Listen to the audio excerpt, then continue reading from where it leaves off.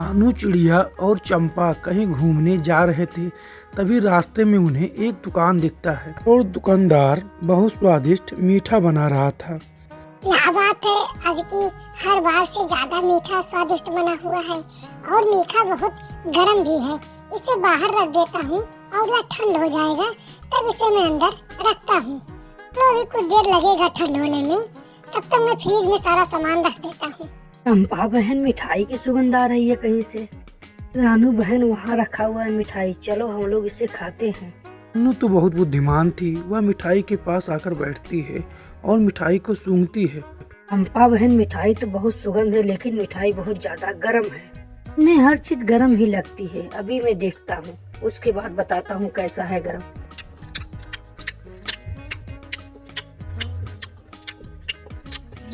वाह, बहुत ही गर्म।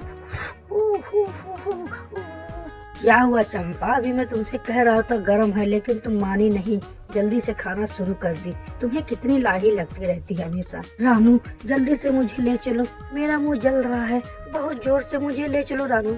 वो रानू चिड़िया दवा लाने के लिए वहाँ से निकल जाती है और चंपा की इतनी बुरी हालत थी कि वह रो रो कर, मैंने मिठाई क्यों खाया?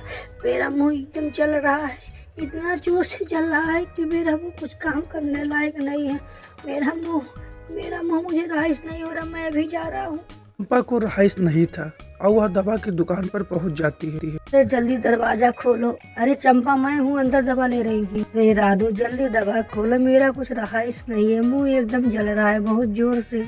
रानू, इतना देर क्यों कर दी दवा लेने में? मेरा मुंह रहाइश नहीं है, एकदम जल रहा है, इतना जोर से जल रहा है। तो काहे को तू मिठाई खा ली? जब गर्म था तो तुझे रहाइश नहीं था, खाने में लगी रहती है। रानू, जो हो गया उसे भूल जाओ, अब मेरा कुछ उपाय करो, मेरा मुंह एकदम जल रहा है। ठीक है, तो नदी के किनारे चलो, हो सकता है पानी से तुम्हारा मुंह ठंड हो जाए और जलना बंद हो जाए। चंपा, तुम अपने मुंह को इस तालाब में डालो, जब तक डाले रहो, जब तक मुंह एकदम ठंड ना हो जाए। रानू, मेरा मुंह तो एकदम ठंड से सही हो गया। तुम कितनी बुद्धिमान हो, अब तुम्हारे रहने से मेरा मुंह एकदम ठंड हो गया और सही भी हो गया। ठीक है, चलते हैं कहीं और घूमने हम लोग। रानू चिड़िया और चंपा घूमने के लिए निकल जाते हैं। तभी रास्ते में उन्हें एक औरत दिखाई देती है। औरत को देखकर वो लोग पूरी की मांग करते हैं। तभी औरत कहती है, आओ बैठो तुम दोनों, लो मैं पूरी तुम्हें दे रहा हूँ, तुम खा लो दोनों लोग। रानू चिड़िया एकदम शांत थी। चंपा को रहाइश नहीं था। वह फिर पूरी को खाना शुरू कर देती है।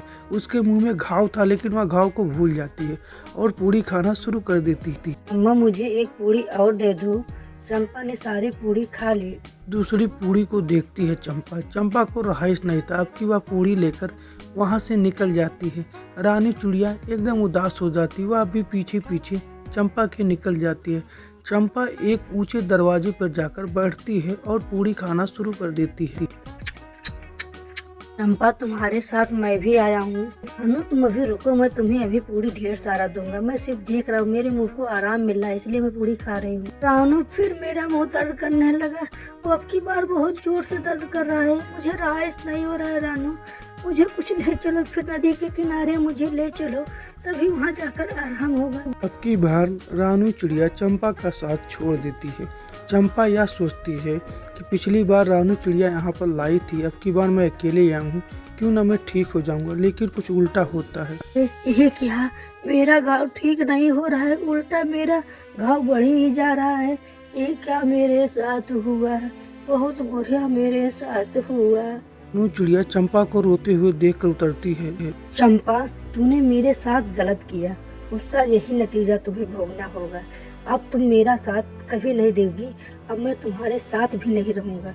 पर तुम्हारी एक गलती को मैंने माफ किया, लेकिन अब दोबारा तुम्हें कभी नहीं माफ करूंगा। अनु, मैं नादान हूँ, मुझे माफ कर। चंपा, अब तुम्हारा साथ मेरा साथ बस यहीं तक था।